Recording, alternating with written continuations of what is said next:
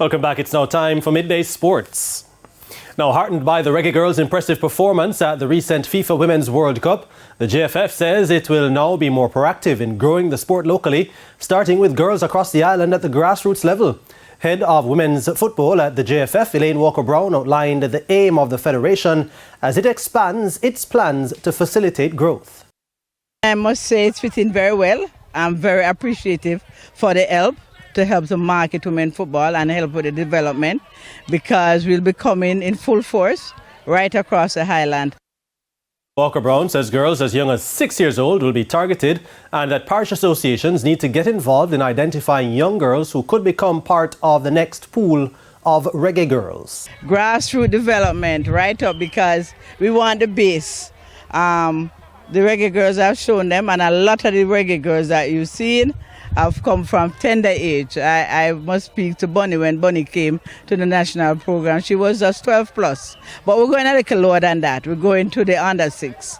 So at all age, we want all hands on deck, all hands on deck to ensure that we give the young ladies in Jamaica the opportunity. Now, Duanville FC and Petersfield FC struggled to break each other down in the JFF Tier 2 qualifiers played at the Duanville Community Centre in a 1-1 draw on Sunday.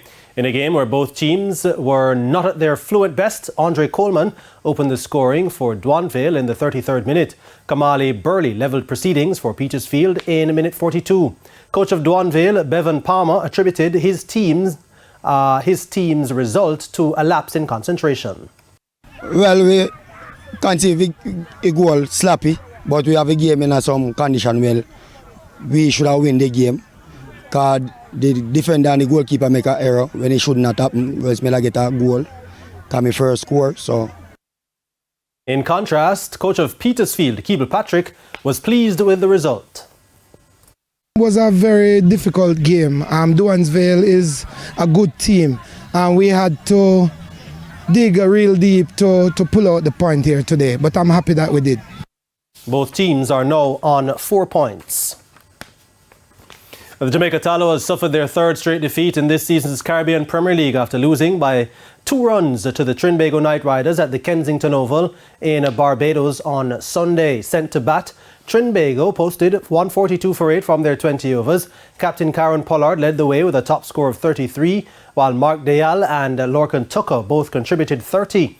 Jamaica's Andre Russell could only manage 1. Mohamed Amir and Kelvin Pittman got 3 wickets each for the Tallowas, as Imad Wazim and Salma Urshad claimed a wicket apiece. In their chase, the Tallowas trying to get 143 for victory, lost wickets at regular intervals, and when they needed 16 off the last over, they came up short at 140 for 7. Captain Brandon King made 36, while Chris Green chipped in with a late order 32. Russell took 3 for 34, Sunil Narayan 2 for 26, and the player of the match, Wakar Salmikhail, 2 for 21. Despite a third straight defeat, the Tallowas remain 4th in the standings. They'll next be in action on Saturday as they face the Trinbago Knight Riders once again in Tarouba. Now, the 2-time world 100-meter hurdles champion Daniel Williams and Olympic sprint hurdles bronze medalist Ronald Levy secured victories at the ISTAF Berlin meet, a World Continental Tour meet in Germany on Sunday. Williams remained unbeaten since her triumph at the recent World Championships and followed up with victory on Thursday with another top podium performance in Berlin. Now, she sped to 12.71 seconds to win the 100-meter hurdles convincingly ahead of Australia's Michelle Janicki, 12.89, and Amber Hughes of the US, 12.98. Another Jamaican, Megan Tapper, fell and did not finish. Levy, who has run sparingly this season due to injuries, sped to victory in the men's 110-meter hurdles, clocking 13.45. He narrowly defeated Frenchman Juste Kwaumate, who posted 13.36, and Janine Smith had to settle for third in the women's 100 metres. Smith clocked 11.33 to finish behind American winner Jenna Prandini, 11.24. Belgium's Ronnie Raseus was second in 11.32. And that's it for your Midday Sports. Kalisha? Thanks, Jordan. And that's the Midday News. I'm Kalisha Williams. On behalf of the entire team, good afternoon.